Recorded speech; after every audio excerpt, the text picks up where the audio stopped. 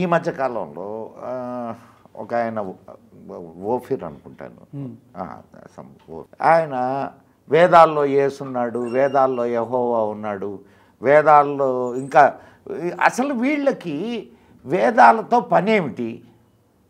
ఇప్పుడు ఎక్కడో ఎడారిలో పుట్టిన మతాలకి వేదాలకి సంబంధం ఎక్కడా? అసలు సంబంధమే లేదు. మరి వీళ్ళు వేదాలు అవి కూడా పురాణాల్లో చెప్పారు. ఇది మన ఇప్పుడు మీరు చెప్పినవన్నీ. కానీ వేదాల్లో ఇటువంటివి ఉన్నాయా? లేవు. అసలు దీనికి అర్థం ఏమిటి? సో బేసిక్గా వీళ్ళు ఏం చేస్తారంటే అమాయకమైన హిందువులను మభ్య పెడతారండి. ఓఫీర్ అనే కాదు, ఇంకా చాలామంది తయారయ్యారు ఈ మధ్యలో. ఇప్పుడు మీరు వేదాలని నమ్ముతారండి, మీ దగ్గరకు వచ్చి మా దేవుడు వేదాలలో ఉన్నాడంటే మీరు నమ్ముతారా లేదా? అంటే వాళ్ళ మతానికి వెయిటేజ్ ఇస్తారు. మీరు వెయిటేజ్ ఇచ్చి అరే వేదాలలోనే వీళ్ళ దేవుడు ఉన్నాడంటే గొప్ప కదా.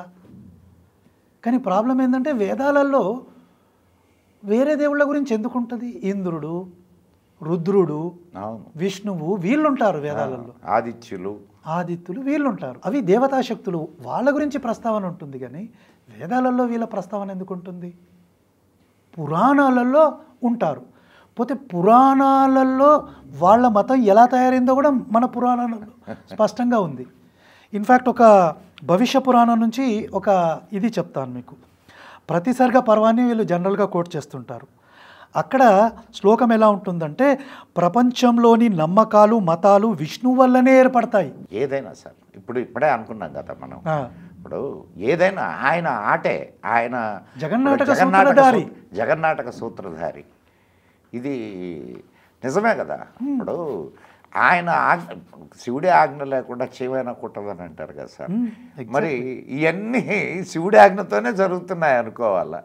కాకపోతే ఆ సమయాన్ని మనం ఆ సమయం వరకు ఇవన్నీ ఈ పాషండ మతాలన్నీ నశించిపోయి మళ్ళా వైదిక ధర్మం తల ఎత్తేంత వరకు హిందువు తనను తాను కాపాడుకుంటూ ఉండాలి. సో ఒకటి శివపురాణంలో ఒక బ్రహ్మాండమైన శ్లోకం ఉంటుంది సార్. అక్కడ ఈ బౌద్ధుణ్ణి ఒక మాయాశక్తి, బౌద్ధుడు అనొద్దు, మాయాశక్తిని పుట్టిస్తాడు. శివుడు మాట్లాడుతున్న మాట ఇది. శివుడు ఏమంటాడంటే, ఓ మాయావి, నువ్వు 16,000 శ్లోకాలు ఆర్ వర్సెస్ ఉన్న ఒక శాస్త్రాన్ని రాయి అని బౌద్ధుడి మాయారూపంలో ఉన్న బౌద్ధుడికి చెప్తున్నాడు. అంటే ఈరోజు ఈ పాషండ మతాలు ఏవైతే సిద్ధాంతాన్ని చెప్తున్నాయో ఆ సిద్ధాంతాన్ని రాయించింది కూడా శివుడే. అంతే కదా సార్. అది 16,000 శ్లోకాలంట. దాన్ని రాయించి అది ఎలా ఉండాలంట, we should be against the provisions of Shruti Smriti and Varnashrama Dharma. అది ఏ భాషలో ఉండాలంట, the Shastra should be composed in the Apabhramsha language. అపభ్రంశం అంటే ఏంటండి? ఇప్పుడు మనం ధర్మ అంటాము, బుద్ధిస్టులు ఏమంటారు? దమ్మ అంటారు. సో అపభ్రంష్టమైన లాంగ్వేజ్లో ఉండాలి, శాస్త్రాలకి విరుద్ధంగా ఉండాలి, 16,000 శ్లోకాలు ఉండాలి. అంటే ఈరోజు బుద్ధిస్టులు కానీ మ్లేచ్చులు కానీ సిద్ధాంతాన్ని చెప్తున్నారు, అవన్నీ కూడా మన దేవుళ్ళే క్రియేట్ చేసి పెట్టారు వీళ్ళ కోసం. అంటే ఎవరైతే ధర్మాన్ని తప్పుతారో వాళ్ళు ఎలా నాశనం కావాలో కూడా డిసైడ్ చేసింది మన దేవుళ్ళు. కానీ వాళ్ళేమంటారు, మాదే కరెక్టు, నీది తప్పు, సనాతన ధర్మం తప్పు, అంతే కదా సార్, నీ దేవుళ్ళు తప్పు. మీరు వాళ్ళని తప్పు పట్టమాకండి సార్, నేను దయచేసి ఏమనుకోవద్దు. ఇప్పుడు they are doing the work according to their lords wish కలిపురుషుడి. ఇప్పుడు వాళ్ళకి పాపం ఆ పెద్ద ఆయనే అన్నీ రాసిచ్చా, అన్నీ రాయిపిచ్చా వీళ్ళ చేత, అన్నీ వాళ్ళకి ఆదేశాలు ఇచ్చా, ఆదేశాల ప్రకారం వాళ్ళు ఫాలో అవుతున్నారు. వాళ్ళ తప్పు మాత్రం ఏమున్నది కాబట్టి. అయితే ఒక మాట చెప్పాలి సార్. ఇప్పుడు సరే 1-2 పురాణాలని నేను కోట్ చేశాను. భవిష్య పురాణంలో కానీ శివపురాణం, విష్ణు పురాణం.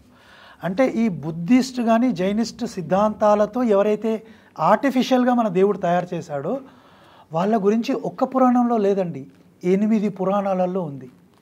గరుడ పురాణంలో ఉంది, అనేక పురాణాలలో ఉంది. బహుశా ఇందుకేనేమో పురాణాలకి చాలా తక్కువ టైం ఇచ్చారు. ఏది కామన్ ఎరా 800 సంవత్సరాలు, 1200 సంవత్సరాలు, 1500 సంవత్సరాలు అని. ఇప్పుడు రాసింది ఒక్కడే, ఏ పురాణాలన్నింటినీ రాసింది ఒక్కడే. ఎప్పుడు రాశాడు? మహాభారతం జరిగిన టైంలో 5000 సంవత్సరాలు. కానీ బికాస్ ఆఫ్ దిస్ రీజన్, ఏది బుద్ధ జైన ఈ రీజన్ వల్ల వీటికి 1200 సంవత్సరాలు 2000 సంవత్సరాల టైం ఇచ్చినారు. అయితే ఒక చిన్న కరెక్షన్ చేస్తాను సార్. రాశారు అనే కంటే చెప్పారు అని అందాం. ఎందుకంటే గురు పరంపరలో వచ్చింది కాబట్టి రాత అనేది మొన్న మొదలైంది సార్. మీరు పురాణాలన్నీ కూడా చూస్తే వ్యాసుడు ఇంకో తన శిష్యులకు చెప్పాడు, ఆ శిష్యువు సూత మహామునికి చెప్పాడు. ఇట్లా వచ్చిందే కానీ రాత అనేది మొన్న మొదలైంది. ఎందుకంటే వీళ్ళేమంటారు, మీ పురాణాలు మొన్న రాశారంటే మొన్న చేసుకున్నారు అంటారు. రాయడం అనేది మొన్న వచ్చింది సార్. ఇప్పుడు మంత్రం ఉంది సార్, మంత్రాన్ని ఎలా రాస్తారు? రాయడం ఇంపాసిబుల్. వేదాలు నిన్న మ్యాక్స్ ముల్లర్ వచ్చిన దాకా కూడా వేదాలకి లిపి లేదు. కానీ మహాభారతానికి వీటన్నిటికీ తర్వాత లిపులు వచ్చినాయి.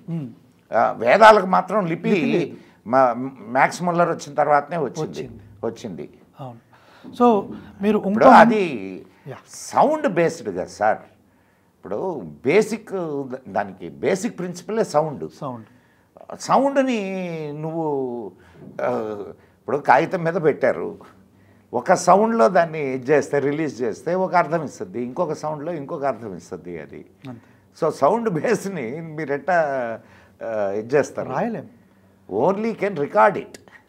ఎందుకంటే ఇప్పుడు మన దాంట్లో ఉదాత్తం అనుదాత్తం ఇలాంటి సిస్టమ్ ఉంది. రాయడం కష్టం, దాన్ని ఎక్కడ సాగదీయాలి, ఎక్కడ తగ్గించాలి, దీని ప్రకారం రాయడం ఇంపాసిబుల్, రాయడం కష్టం. అందుకనే రాయకుండా మైండ్ టు మైండ్ దాన్ని అట్లే తీసుకెళ్లారు.